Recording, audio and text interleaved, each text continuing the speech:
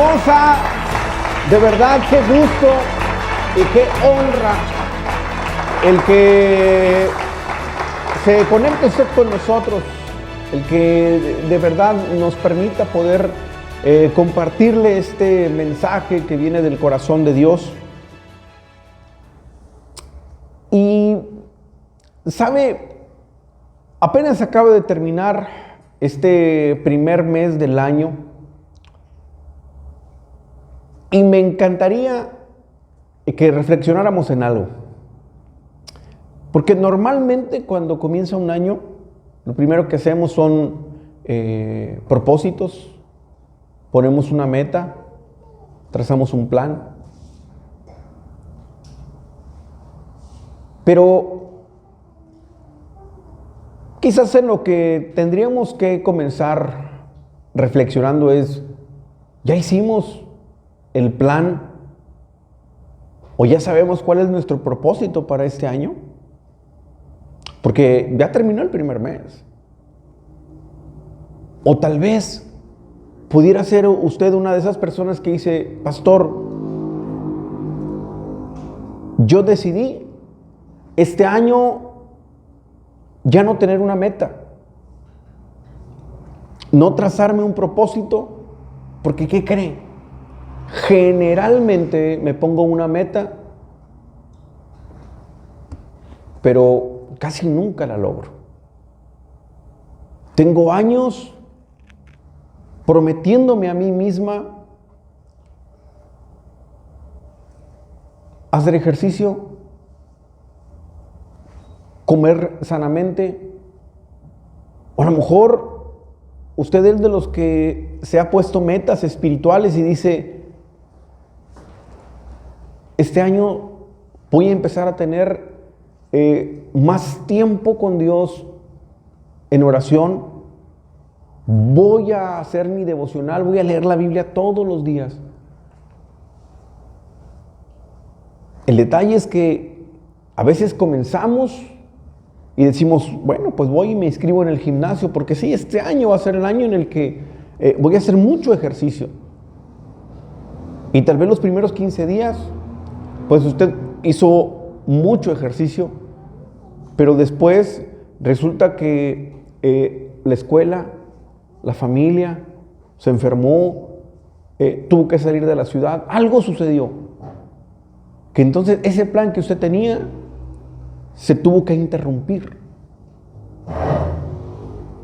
Y como se interrumpió, usted dijo, no, creo que yo no soy muy bueno para esto de hacer planes o metas.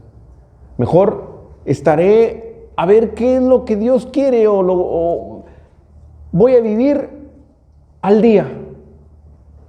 Voy a vivir al día, a ver qué es lo que Dios quiere para mí cada día. ¿Sabe? Cuando no somos constantes en una meta o con un propósito, generalmente viene el desánimo. Hoy le quiero hablar de algo que busqué la definición de esta palabra. Y es la palabra perseverancia. Antes quiero compartirle un versículo en la Biblia. Pablo le escribe a la iglesia que está en Corintios, y en la primera carta a los Corintios, capítulo 15, versículo 58. Primera a los Corintios, capítulo 15, versículo 58. El apóstol Pablo les escribe lo siguiente: así que, hermanos míos, amados, y miren la recomendación, estad firmes y constantes, creciendo en la obra del Señor. ¿Cuándo? Siempre. Entonces hay una invitación y dice, es necesario que estén firmes, pero también que sean constantes en la obra del Señor. Pero, entendiendo algo, termina ese versículo, dice, sabiendo que vuestro trabajo en el Señor no es en vano. En este contexto, en el contexto de este versículo, ¿qué es lo que el apóstol Pablo está enseñando? Bueno, él está hablando de la venida de Cristo. Entonces dice, termina él con este texto y dice, es importante que estén firmes y que sean constantes. ¿Para qué? Para que cuando el Señor venga, bueno, pues ustedes tengan esa gran recompensa que es que la vida eterna, la salvación, encontrarse con Cristo. Pero yo me puse a meditar mucho en este versículo y yo dije, bueno, dice que tenemos que estar firmes y constantes, sabiendo, es decir, estando conscientes que el trabajo en el Señor no es en vano. Quiere decir que todo lo que hagamos para su obra no es en vano, tiene una recompensa, aunque no la busquemos. Pero si esto aplica para la obra del Señor, ¿usted cree que no aplicará en todas las áreas de nuestra vida? Claro que sí. Claro que sí. ¿Sabe? En la mañana yo les daba un testimonio y yo les decía que cuando era muy, muy joven, fui una persona que hizo mucho ejercicio. Mucho ejercicio. Yo hacía ejercicio todos los días y lo hacía porque era muy delgado. Recuerdo que en la secundaria me hacían mucho bullying, se burlaban mucho de mí porque era muy delgado, o sea, era muy flaco. Entonces yo, desde muy jovencito, empecé a hacer ejercicio porque yo no quería estar flaco, yo no quería que la gente se burlara de mí. Pero, pues, me volví una persona que hizo mucho deporte. Después dejé de hacerlo porque, pues, ya hay otras prioridades. Y todavía hace algunos años, antes de recibir el llamado del Señor al pastorado, lo último que hice como ejercicio fue CrossFit, hace algunos años. Los que conocen un poquito saben que este deporte es muy fuerte. Pues bueno, yo hacía CrossFit, es decir, tomé muy en serio eso y lo tomé tan en serio que no solamente hacía el CrossFit, sino que llevaba una dieta y respetaba mucho esa dieta que llevaba. El detalle es que después llega el invierno y pues en el invierno en esta zona hay muchos temas de influenza y todo eso y me enfermé, las defensas estaban un poco bajas, el médico me dijo que tenía que guardar mucho reposo y que tenía que dejar la dieta y que tenía que comer mucho. Entonces, bueno, dejé la dieta, guardé reposo, pero bueno, ese invierno se extendió por mucho tiempo. ¿Por qué? Porque no regresé al CrossFit. Entonces, de repente yo sentí que lo que había hecho, ya después, todo lo que había ganado se había perdido. Y me desanimé.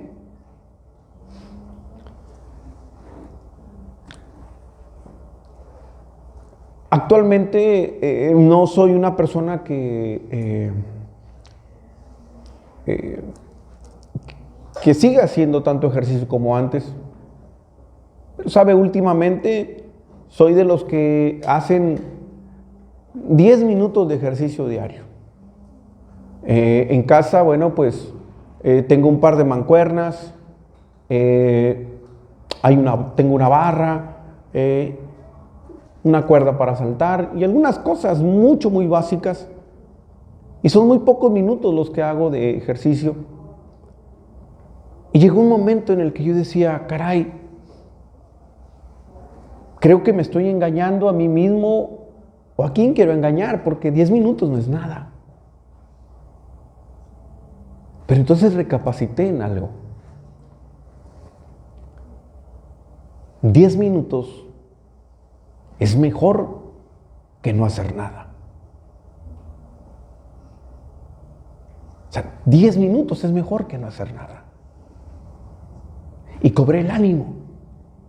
Y dije, esos 10 minutos que yo hago diarios, en su momento van a tener un fruto. El fruto no es similar que el que hace 1 hora y media de ejercicio, pero algún fruto tendrá esos 10 minutos de ejercicio. Todo lo que nosotros hagamos, todo lo que usted siembre, en la medida en la que siembra, cosecha. Y a lo mejor ese esfuerzo que usted hace en algo, en cualquier área de su vida, por muy pequeña que sea, aunque sea poco, aunque a usted se le haga nada el esfuerzo que está haciendo, ese poco esfuerzo tendrá un fruto en su tiempo, de lo que sea. Entonces dije, sí, tal vez no soy el mismo de antes, pero creo que he perseverado en el tema del cuidado, de no quedarse quieto, de por lo menos hacer algo. ¿Sabe? Hay algo importante que yo quiero que usted el día de hoy pueda entender con el tema de la perseverancia.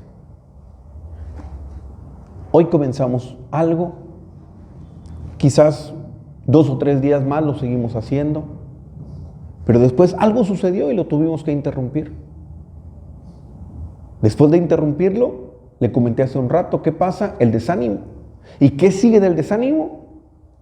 Ya se olvidaron de esa meta, porque dijeron, no, solamente aguanté 15 días, no lo hice más y ya mejor ya no hago nada. Después, y dejamos las cosas en el olvido.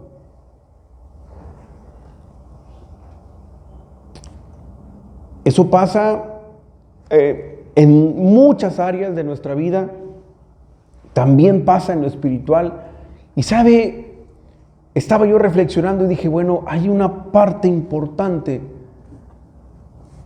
con el tema de la perseverancia. Porque bueno, si no haces ejercicio, si no sigues la dieta, pues el afectado eres tú. Pero ¿y qué cuando es en el matrimonio?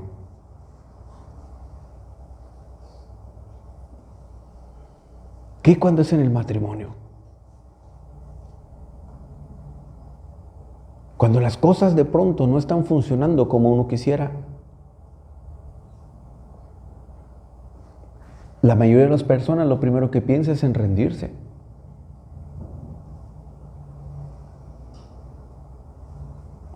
¿Y saben? Rendirse es lo opuesto a perseverar. Muchas personas dicen, pastor, es que mi esposo nunca va a cambiar. Mi mujer siempre será la misma. Mis hijos no quieren entender. Y saben, nos desesperamos. Y no luchamos. Nos rendimos. Renunciamos. Hoy comenzamos un negocio. Y a lo mejor no vendiste los primeros días y dices tú, creo que esto no es para mí. Y cierras. ¿Cuántas bendiciones se han perdido porque no has perseverado? A veces, mire, busqué el significado de la palabra perseverancia. Y casualmente el significado de perseverancia, dice el apóstol Pablo, así que hermanos míos, estad firmes y constantes. Y cuando busqué la palabra perseverancia y su significado, dice que es ser constante y estar firme en algo. Es decir, lo que el apóstol Pablo le estaba escribiendo ya a la iglesia de Corintios es: perseveren hasta que Cristo venga. Entonces, creo que el punto está que nosotros tenemos muy asociada, y sí, son mejores amigas y no puede vivir una sin la otra, la perseverancia con la constancia. Pero cuando por alguna razón tienes que interrumpir algún propósito, Cuando por alguna razón tienes que interrumpir algo que estás haciendo, el retomar también es perseverar. ¿Sabe? Conozco a cualquier cantidad de personas que dejaron su carrera trunca. Personas que no terminaron sus estudios, dijeron, ya no tengo dinero, tendré que trabajar. Después trabajan y ¿sabe cuándo vuelven a estudiar? Ya no. Ya dejaron eso en el olvido. ¿Cuántas personas sí terminaron su carrera, pero no se titularon? Pasa el tiempo y después dicen, ay, pastor, pues ya me casé, ya tengo hijos, ya para qué quiero el título. Titúlese. ¿Por qué no terminar algo que comenzaste?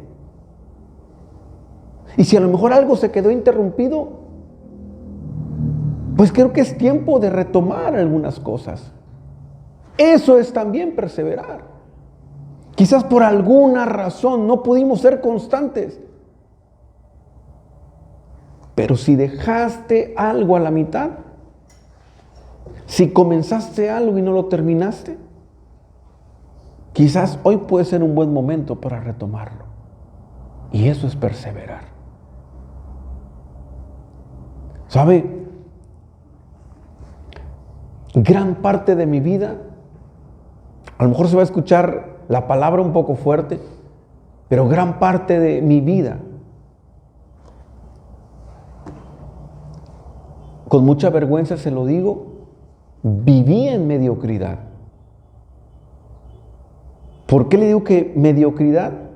Porque gran parte de mi vida dejé todo a medias. Comencé algo y no lo terminé. Yo era en el tiempo donde todo el mundo quería estudiar computación. Era de moda las escuelas de computación. Y bueno, sí, estuve ahí, hice 2 o 3 módulos y no terminé. Estudiaré inglés. Y estuve en una escuela de inglés. Compré un par de libros de inglés. ¿Y sabe cuánto tiempo estuve ahí? No lo terminé. Y así como eso le puedo decir tantas y tantas cosas que comencé, pero no las terminé. Hasta el día en el que me encontré con el Señor, fui a mi encuentro y después del encuentro hice un discipulado. Mi primer maestro de discipulado, recuerdo muy bien sus palabras, y él dijo, muchachos, ¿cuántas cosas en su vida comenzaron y no terminaron? ¿Se han puesto a pensar en eso? Y ahí yo dije, bueno, caray, ¿quién le dijo esto a la persona que está ahí enfrente? Y después dijo, si ustedes ya comenzaron esta carrera, ustedes que están comenzando este discipulado, termínenlo. Y dije, por primera vez quiero concluir este discipulado. Y terminé. ¿Sabe cuántas personas se van a un encuentro y regresan de un encuentro? Regresan 50 personas de un encuentro. ¿Y sabe cuántos terminan un discipulado? 6, 5.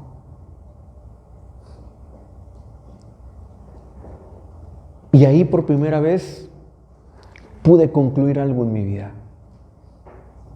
Y entendí la importancia de no dejar tantas cosas inconclusas. ¿Sabe?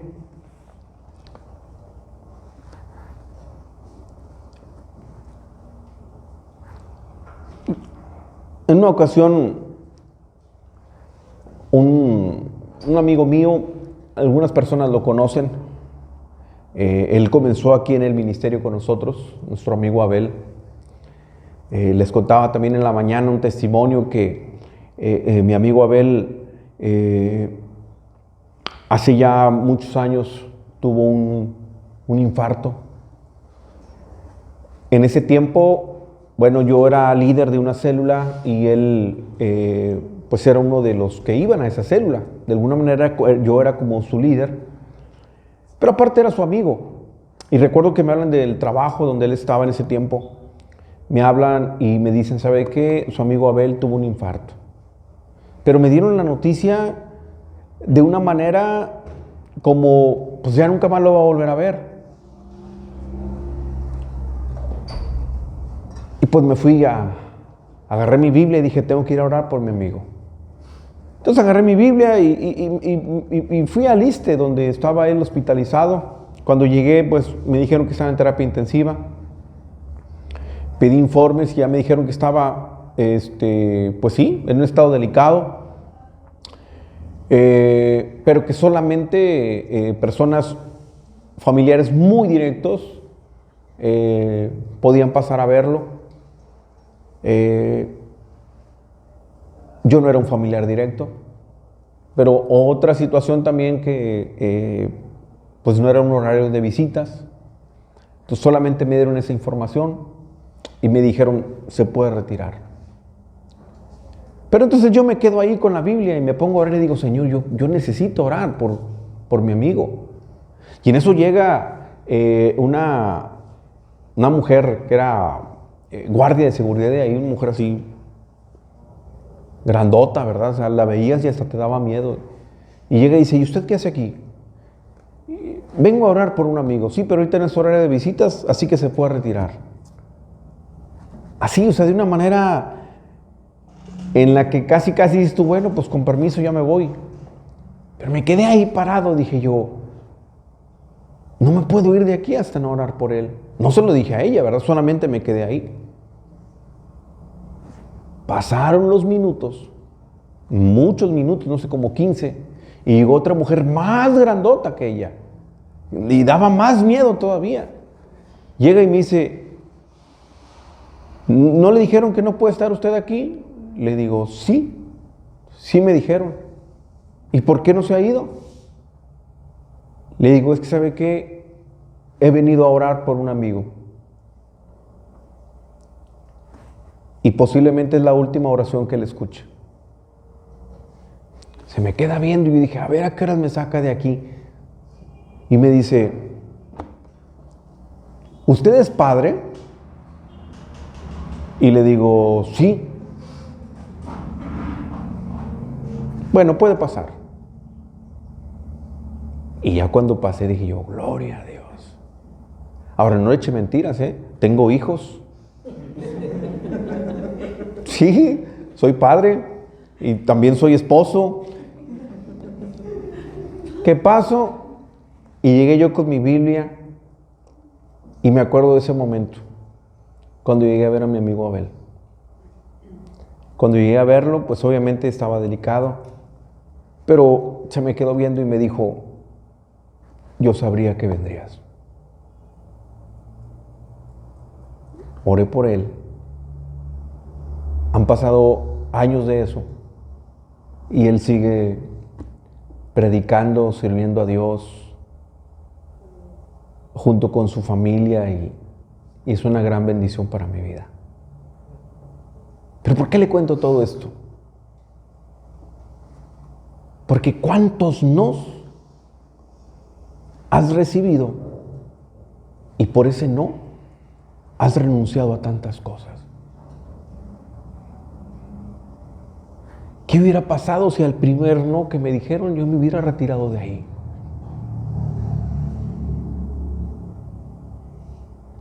¿Cuántas bendiciones has dejado ir? Porque te has rendido. Ahora,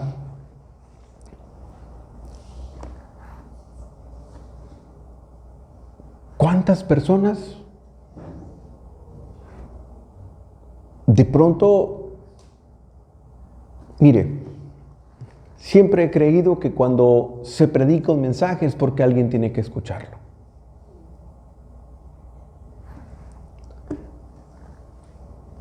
Imagínese que un día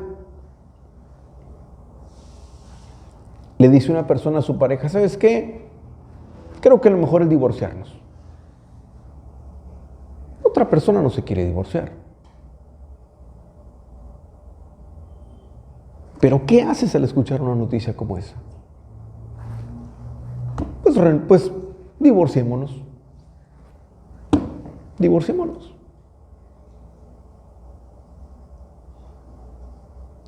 Y cuando todo se acabó, te das cuenta que no hiciste absolutamente nada. Aceptaste las cosas y es entonces cuando dices, wow, creo que quizás debí haber luchado un poco.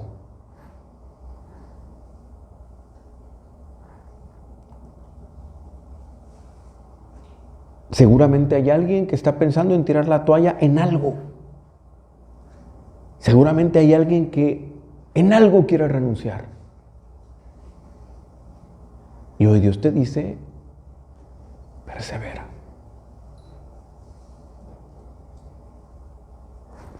Pero es que, pastor, yo fallé. Así que estoy a merced de los demás. Hay personas que renunciaron a un ministerio, renunciaron a un llamado porque le fallaron a Dios.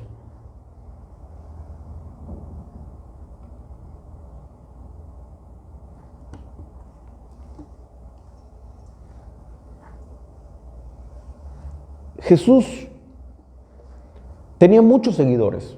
No piense usted que eran 12 personas los que le seguían, Eran muchas personas los que seguían a Jesús. En sus seguidores habían hombres y mujeres. Pero de entre todos esos, Él escogió a 12. Esos 12 eran su equipo de trabajo. Esos 12 eran sus personas de confianza. Pero entre esos 12 había una persona valiosa, importante para ese ministerio, al igual que los demás. Pero esta persona era la más activa de todos. Cuando Jesús decía, necesitamos hacer esto, era el primero que levantaba la mano. Y seguramente usted sabe quién es, Pedro. Pedro, me atrevo a decir que era uno de los más cercanos a Jesús. Tal vez Pedro llegó a considerarse el mejor amigo de Jesús. Y sabes, cuando alguien te falla, entre más cercana sea la persona que te está fallando, el dolor es más fuerte. Si alguna persona que conoces habla mal de ti, te vas a sentir mal. Pero te vas a sentir peor cuando la persona que habló de ti es una persona más cercana, es un amigo tuyo, un hermano tuyo. Jesús contaba con Pedro. Jesús amaba a Pedro. Es más, Pedro le dijo a Jesús, yo te seguiré y estaré contigo hasta la muerte. Pero, ¿qué le sucedió a Pedro?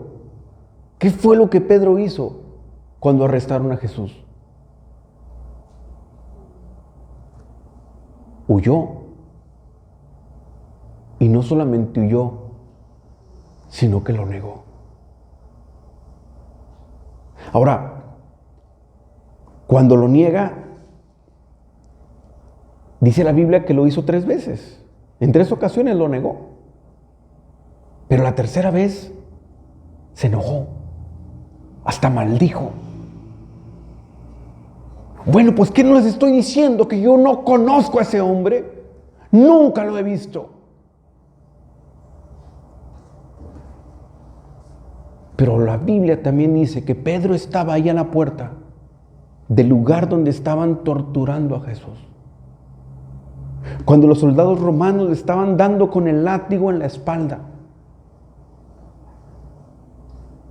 Cuando se escuchaban los azotes Y seguramente los gritos de Jesús, ¿verdad? Al recibir cada castigo en su espalda. Yo me imagino que cada castigo que estaba recibiendo Jesús,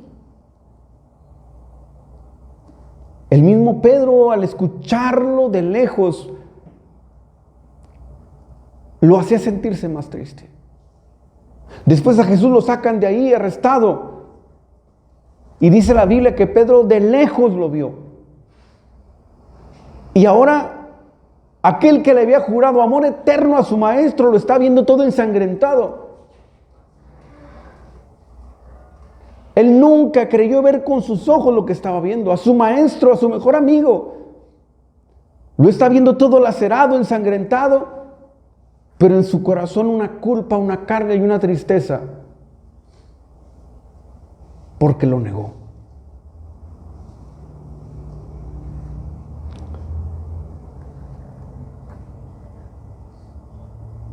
Seguramente después de Pedro haber visto a Jesús colgado en la cruz, cuando lo bajan de ahí muerto y lo llevan a un sepulcro,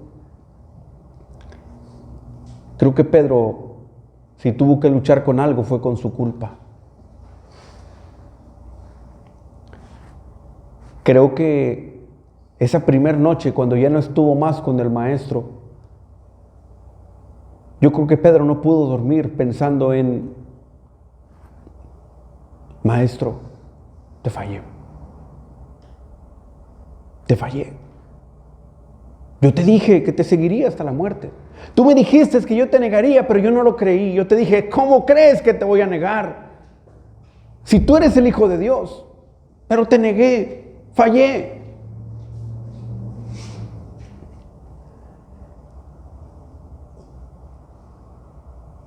Él pudo haberse, a través de ese desánimo, él pudo haberse regresado a su vida habitual y olvidar todo lo que había vivido con Jesús. Pero dice la Biblia que después Jesús, ya resucitado, tiene una conversación con él. Jesús le dice: ¿me amas? Claro, Señor, yo te amo. Pedro, ¿me amas? Maestro, por supuesto yo te amo. Pedro, ¿de verdad me amas? Señor, yo te amo con todo mi corazón. Y Jesús le dice: apacienta mis ovejas. Le estaba encargando su rebaño. Es decir, esa plática, ese encuentro restauró a Pedro. Y Pedro perseveró, se levantó, no se rindió, aun y cuando falló. Y yo no sé cuántos han sentido que le han fallado a Dios. Señor, el año pasado yo te prometí esto y no lo cumplí. Yo dije que si tú me dabas ese trabajo, que yo haría esto para ti, y no lo hice. Te he fallado tantas veces que ya no quiero ni siquiera, no te quiero prometer nada, ya no me siento ni digno de pedirte. Pedro también falló, pero se levantó y siguió. Yo no sé qué es aquello en tu vida que dejaste a medias. Yo no sé qué fue aquello importante que comenzaste y no terminaste. Yo no sé cuántos sueños los tienes allí empolvados. Iglesia, es tiempo de levantarse, de no rendirse y de perseverar. ¿Cuántos dicen amén? Amén. ¿Cuántos dicen amén? Amén. Le damos fuerte el aplauso al Señor. Oiga, dele fuerte, pero fuerte aplauso a Dios. Mire, quizás hay personas que en este momento, usted conoce la historia, al igual que Pedro, están lavando las redes. ¿Qué es lavar las redes? Terminó mi jornada. Estoy cansado. Ya no tengo nada que hacer. Oiga, cuando una persona renuncia, que es lo opuesto a perseverar, la gente dice, creo que yo no sirvo para ser empresario. Este negocio no funcionó y no perseveras. Pastor, he intentado una y otra vez hacer esto y no funciona. Nadie me hace caso. Le predico a la gente y nadie me escucha. He invitado a la gente a mi casa, a la iglesia, y nadie quiere. Persevere. ¿Sabe qué, pastor?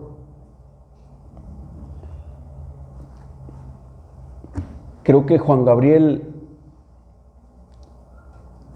se inspiró en mí. Quizás yo, al igual que el profeta Juan Gabriel, yo no nací para amar. Nadie nació para mí. Pastor, he entregado tantas veces el corazón que creo que ya no más.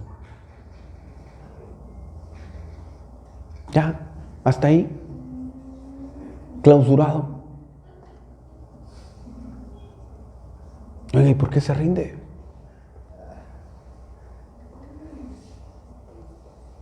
¿Sabe? Hay tantas personas que dicen, yo creo que Dios quiere que yo viva así. Creo que Dios quiere que yo esté así.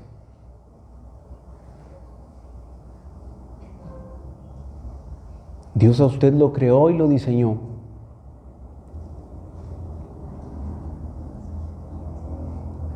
El libro de Juan, capítulo 10, versículo 10, dice, son palabras de Jesús, yo he venido para darles vida y vida en abundancia.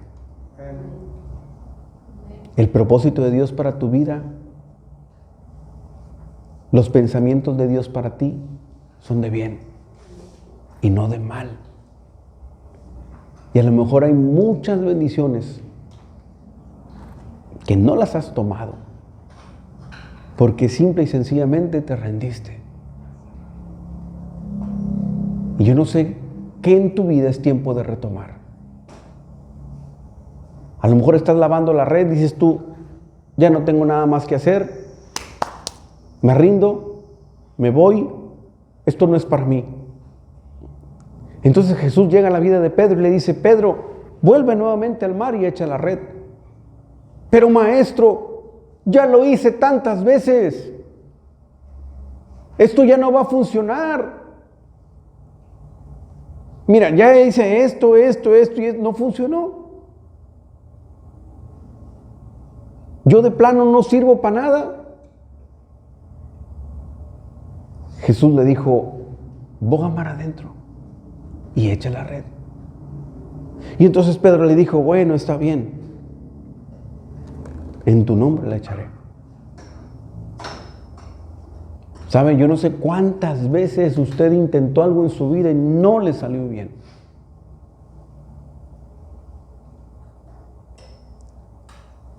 Yo no sé cuántas cosas dejaste inconclusas.